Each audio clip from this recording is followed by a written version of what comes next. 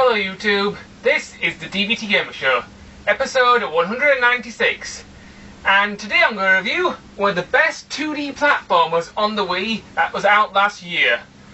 Kirby's Adventure Wii, or as you Americans would call it, Kirby's Return to Dreamland, which I have to say is a definite better name than the English title. Anyway, enough of this chit chat, let's get down to this review. Right, that's my Nintendo Wii setup. So let's start this review. Now, Kirby's Adventure Wii, or Kirby's Return to Dreamland, for you American viewers out there, is a very good 2D side-scrolling platformer for 1 to 4 players. It is one of the best 2D side-scrolling platformers I've ever played on the Wii. In some ways, it's a lot better than New Super Mario Bros. Wii. And it's definitely loads better than Kirby's Epic Yarn.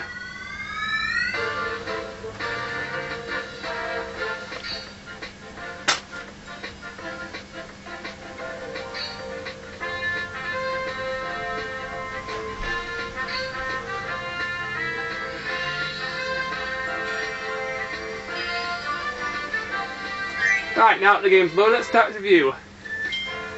First, let's go to the story for the game. The story of the game, it's very simple. A spaceship crashes into Dreamland one day. This is the spaceship I'm hovering just above this giant airship thing. It looks like it's out of Final Fantasy, only cuter. This spaceship crashes into Dreamland, and all its parts have been separated around Popstar and Dreamland. And Kirby offers to help the alien inside recover his ship parts. Later in the story, we find out a few more things about the alien. There are 5 worlds in the main story. There's also an extra bit to the game, which I will not reveal because it spoils the some of the plot twists in the story. In all, there are 7 worlds, but there's 5 which are devoted to collecting the ship parts, and the other 2 are devoted to the plot twist. All in all, I thought the story was pretty good. The story is told in cutscenes, and most of the cutscenes, they're pretty good. Some of them are quite funny. None of the cutscenes have any voice acting, but even without voice acting, the game manages to tell the story really well. Anyway, let's hop into a level and I'll show you some graphics. The graphics for the game, they're really good. Everything looks very nice. The music of the game. The music of the game is also really good. There's some new songs as well as some old ones. And most of the tunes are very nice to listen to.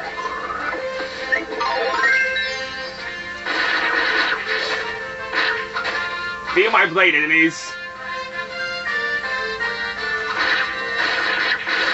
Oh yeah! Controls of the game. The controls of the game are really good and really simple to learn. Arrows moving around the Wii remote. 1 attacks. 2 jumps. 2 rapidly makes you fly or jump in the air if you play as a different character. Plus pauses. Minus gets rid of powers if you play as Kirby. A does block, which I hardly ever use, but it can be useful if you're just about to get hit by a giant attack. Double attack forward to run, and the B trigger does nothing. The controls are really simple. Now, if you have a special power, example, I have the sword here. If you go into the pause menu, you can check what different moves you can do with that power. And as I played the game, I found myself going to the pause menu a lot just to see what capabilities each power had, and I was really impressed by how many different moves and how many different abilities each power had. That's one of the best things about this game, all the different powers that you have, and all the different abilities each power has. It's really fun to experiment. Gameplay of the game, it's a 2D platformer and the gameplay is fantastic. There is very little I can complain about gameplay wise. The game is even more fun when you got friends around. I've played this game with Adam a lot, and we had a decent time with it. He preferred to play as Meta Knight most of the time, and I was thinking of talking about Meta now, mention the other characters now. Meta Knight, he has every move that Sword Kirby has, and a few extra ones. There are 2 other characters in the game that you can play as, but I'll talk about them a little bit later on. Good stuff about this game. The good stuff about this game, the story is good, although it's quite a simple one. Cutscenes in the game, they're good, and I'm glad they didn't put voice acting in this game because Kirby never needed to talk. Okay, he does talk a tiny bit in the Kirby anime, but it's hardly what I would call talking. But yeah, the cutscenes are really good, and the characters didn't need to talk to express what was going on, and I really liked that. Gameplay for the game. The gameplay of the game was absolutely fantastic. It's just a really fun Kirby game. Here's one of my most favourite parts of the game, the Ultra power-ups. Now, the regular power-ups that you use he attacks like normally with Kirby, but the Ultra power-ups that you do a special animation and pretty much kill everything on screen. And this is the Ultra Sword. It's one of the most used ones throughout the game. You get it quite often. It's also one of my favourites. God, I love this thing. You will all die. Only Kirby can use these Ultra powers. Every other character in the game can't use them at all. And there are other Ultra powers in the game. There's one for Snow, there's one for Beam, and there's also one for Fire. I think the Fire one's my favourite because it summons a giant dragon to burn everything your way.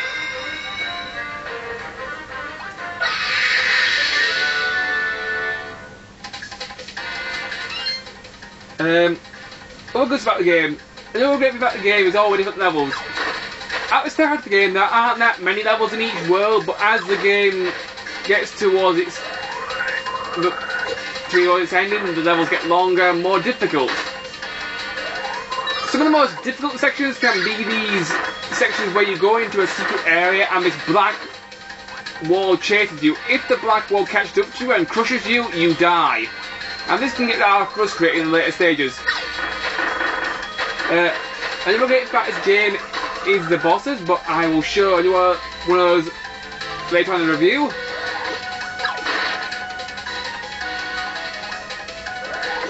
Let me just get through this because this is kind of frantic.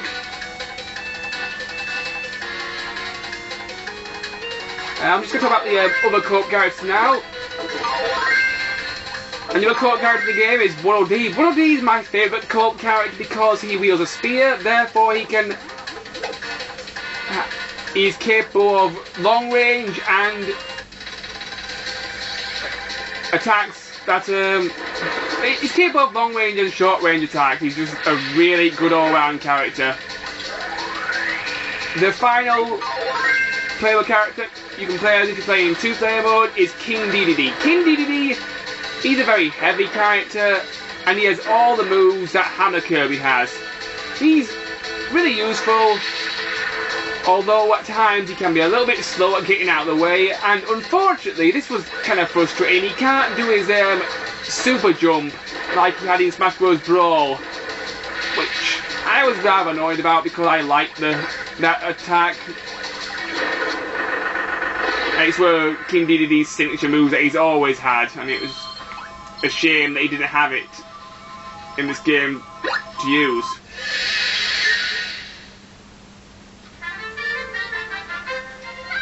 Alright, once I finish this stage, I'll show off a boss. This is the Fire power-up. It's one of my most favourite power-ups in the Kirby series ever.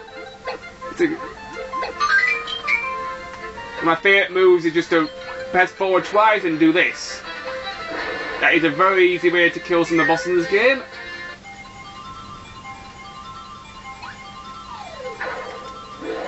At the end of each level there's a little mini game where you can get more stars. The stars can be used to get more lives. Every 100 stars you get more lives. Also in that minigame, if you're playing 2-player mode, you can get team bonus if you both manage to land on the same number. You might get a maximum tomato and more stars and a life each. When you're in 2-player mode, the game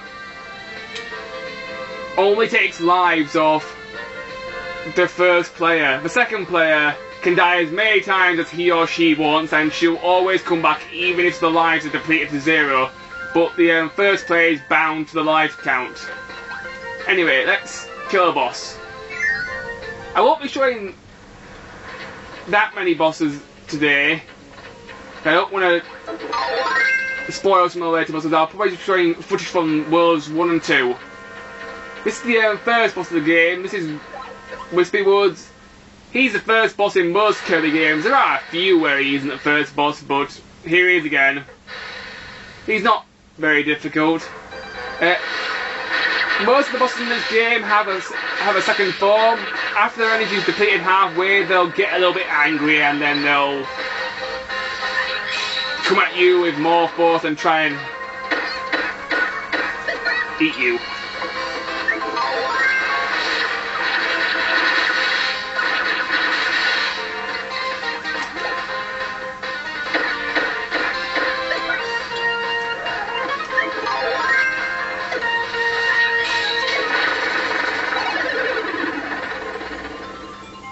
And that's what the bosses are like in this game. Not all the bosses are as easy as that. Some of them can be really, really difficult. Especially if you play the game in hard mode, which is a real challenge. I've actually beaten the game in hard mode, but I had to have Adam there to get me through it. Do it on my own would probably be an absolute nightmare.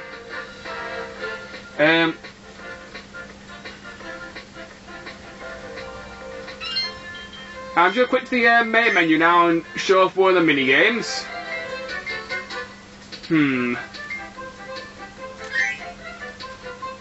There are 2 mini games on this disc. The first one is called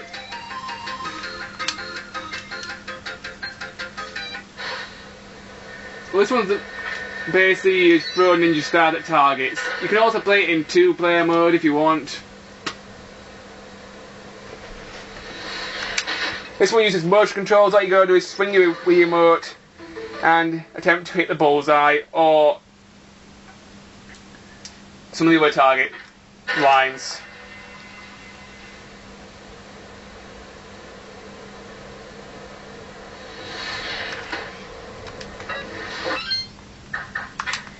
I think you get the idea. It can be pretty fun, but I haven't really played it that much. Sniper Shot. This minigame involves shooting enemies. It's pretty simple. It kind of reminds me of Space Invaders.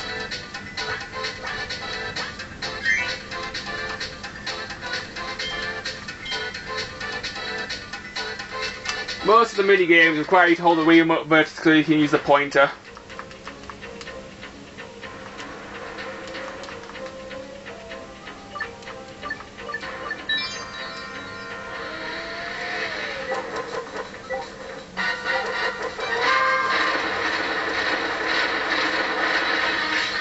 You can also charge up your gun in this minigame to do more damage.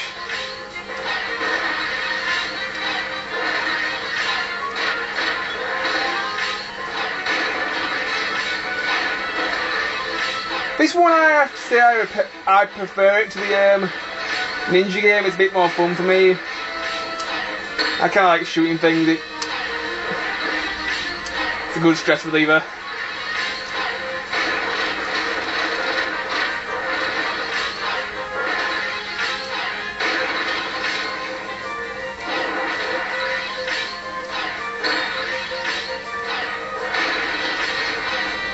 This guy's almost dead.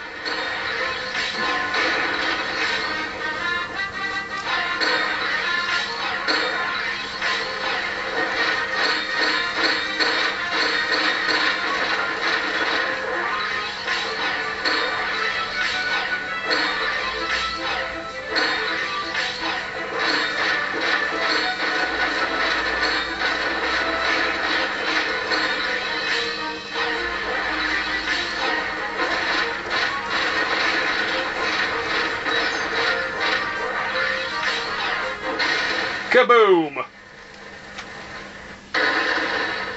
Goodbye, giant robot. We knew you for about 5 seconds.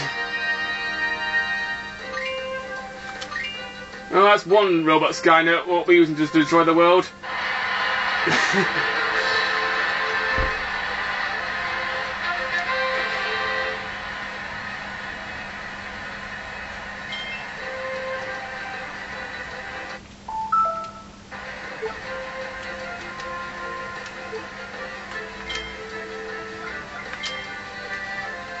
Right, now that I've shown off both the mini-games, I'm going to talk about one more mini-game and then go back to talk about the main game itself.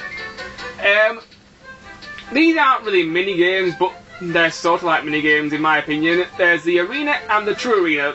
The arena is where you defeat all the bosses in the game in one giant boss rush.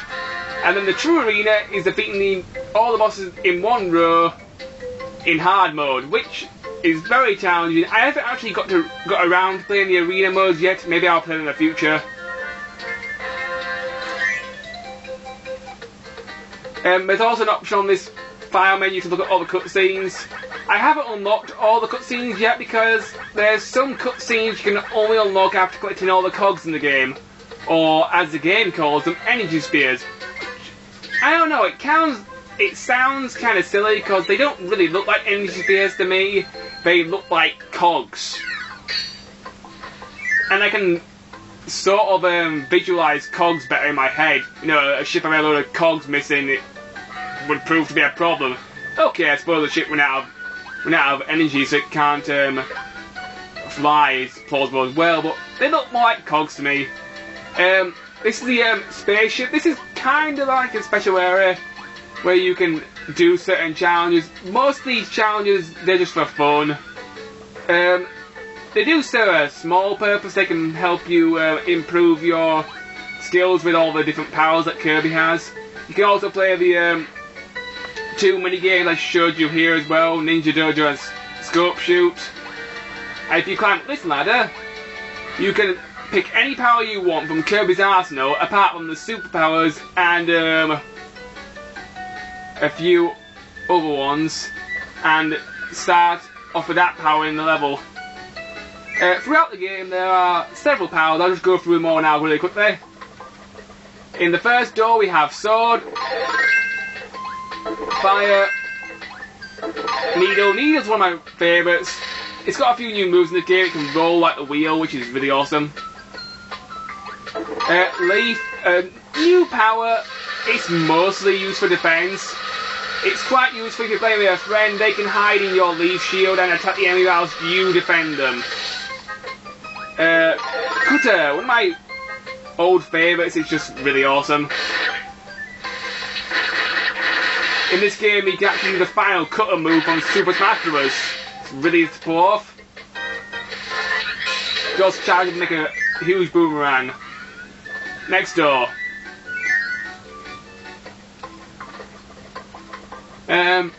It's the Spark power. It's a pretty good power. If you shake it, you can build up a massive stack of electricity and shoot out a huge energy ball, which is pretty useful for attacking enemies at range. Ah, the beam power. One of my most favourite. Hold down one, you can just let loose some energy, or you can fire lasers at them. Whip power. This is the new power. You can use it to grab items that you can't reach. Parasol. This is a very old power, but it's still very useful in this game. You can use it to float down and avoid enemies.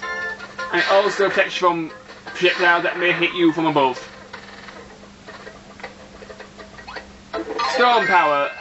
Storm power doesn't really have that many moves. Press up and one you can do it's like this little rock fist thing. One on its own, you can crush things if you jump from above.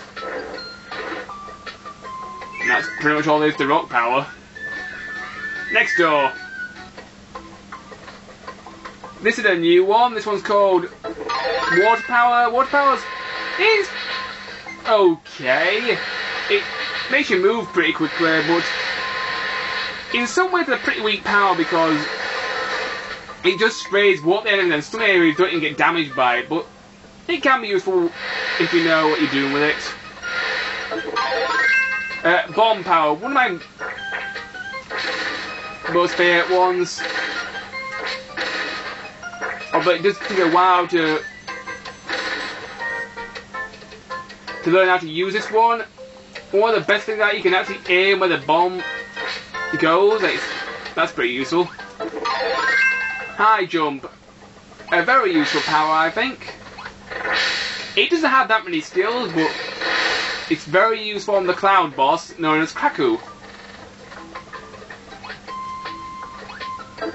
The tornado power. Extremely useful on the boss known as Kraku. It also has some new moves time if you shake the remote.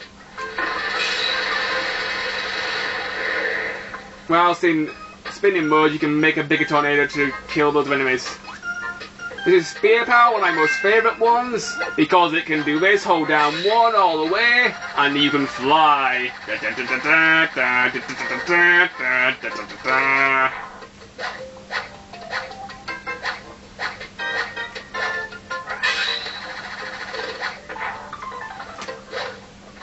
If you manage to hold it down whilst running, you can throw spears. It's just really useful. Okay, last door. Probably my most favourite power in the Kirby universe, the ninja. It's basically the sword, as well as the ability to throw shurikens, which is really useful because the sword on its own, it's designed for close range combat, and the ninja, it gives you the ability to have some long range combat as well, and also you can throw things at close range like that. Wind power, this is quite a new one, I haven't seen it that many Kirby games. It's pretty good. It also has this charge move which is similar to the one that a fire Kirby has, but without the fire. Cross control where the feathers go, it's pretty useful. Fighter Kirby, this is one of my absolute favourites. One, I like Dragon Ball Z, and two, it's just perfect for close range combat, and it's capable of dealing out a lot of damage. But if you hold down, oops, I don't want ice power yet, one more. If you hold down, you can charge with an energy ball and blow things away. I use that move a lot, it's very good for taking out bosses. Hammer. One of my favourite powers, although in this game it's not as good as it used to be. One of the best moves you can do is this spinning move in the air and also on the land. If you hold it down, you can do multiple hammer hits like this. I kind of like it better in some of the other games where the hammer grew bigger and could attack wide areas, but it's still good power. And now, ice power. Very good power.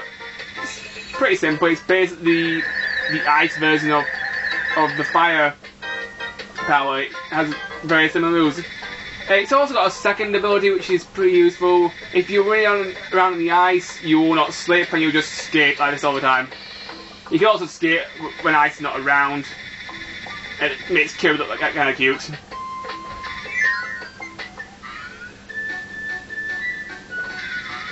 Right, I'm going to show off one more stage and one more boss, I think, then I'll go to my complaints. Because I haven't really got much more to talk about. Let's see, I'll go to the second stage. One thing I liked about the game is the world map. It makes it really easy to access whichever stage you want.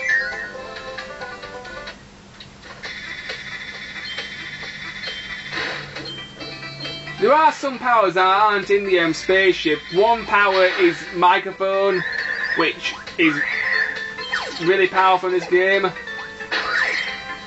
And another power is crash, which you can only use once, and the microphone you can only use 3 times. They're both really useful. One power which is still absolute shite, I wish it would receive an upgrade one day, is sleep power. Sleep power, you just take a rest. It doesn't even recover your health. It's completely pointless and completely worthless. I wish they would make it so it has a use that can recover your health a little bit. Health isn't hard to come by in this game, but in hard mode it might at least give that power a function instead of being just a massive waste of space.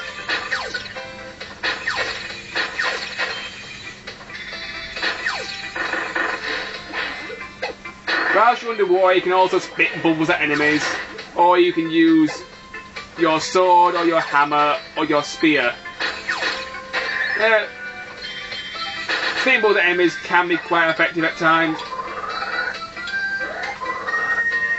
Kirby also has a super sucking move this time, where if you press 1 and shake the remote, you can increase your sucking power, sucking heavier enemies and heavier blocks. This is very useful.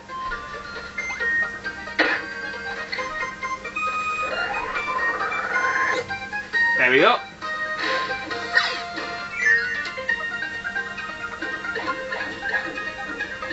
Oh, I really like the levels in this game. There's a very good variety, and each world is themed. My least favourite world would have to be the ice world. It's just not that much fun for me. Especially there's a level towards the end of the ice world, which is sort of like a maze if you're looking for all the different cogs. And when I played it through with Dana, she said it wasn't very maze-like at all, but Dana's my sister.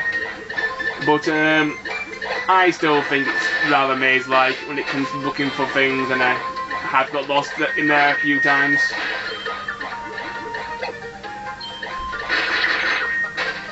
My favourite world, I think it would have to be either the first world or the final world where there's another fire.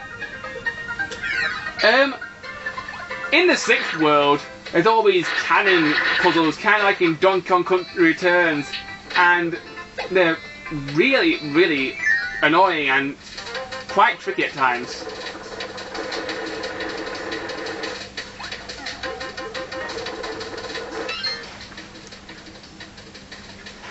Anyway, YouTube, I'm going to show off one more boss. Then I'm going to go to my complaints.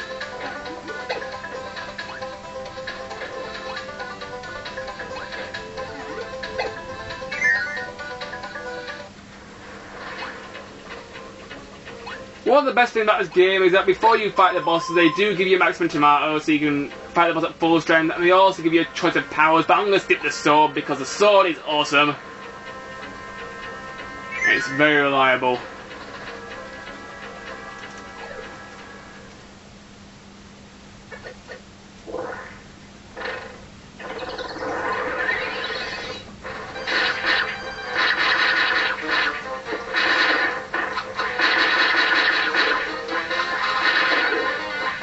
This boss isn't too bad, it's just a genie dude, he throws skulls at you.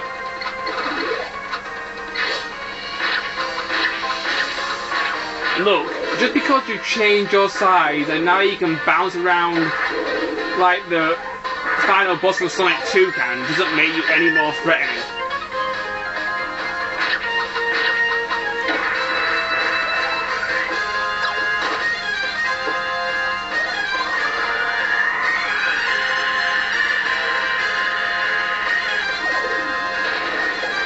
Miss me.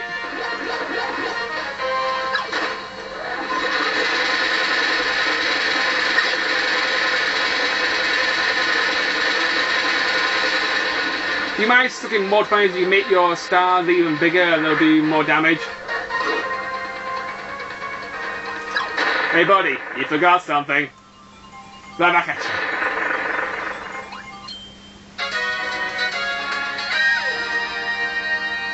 Anyway YouTube, I think I've shown off enough gameplay and enough bosses, and I've shown off most of the features of the game, so let's go to my complaints, after Kirby's made his little dance. Okay, my complaints about Kirby's Adventure Wii, also known as Kirby's Return to Dreamland. I have absolutely no complaints at all. This game is completely and absolutely flawless. This is the best Kirby game I have ever played, period. Before I played this game, my favourite Kirby game was Kirby 64, The Crystal Shards, which I will review at a later date. But when I first put this game into my Wii, I was instantly impressed, and it is just amazing how good this game is. So I implore you to buy this game and add it to your collection. You will not be disappointed, and especially if you have some friends over, you'll all have a very fun time, I assure you. My rating for Kirby's Adventure Wii is a 5 out of 5. I very rarely give out those, but I couldn't really resist giving one to this gem. My next review will be a co-op review with my friend Adam. We're going to review Ico for the PlayStation 3 and PlayStation 2. At a later date, we'll also review Shadow Colossus, which is also on this HD collection, which is on the PS3.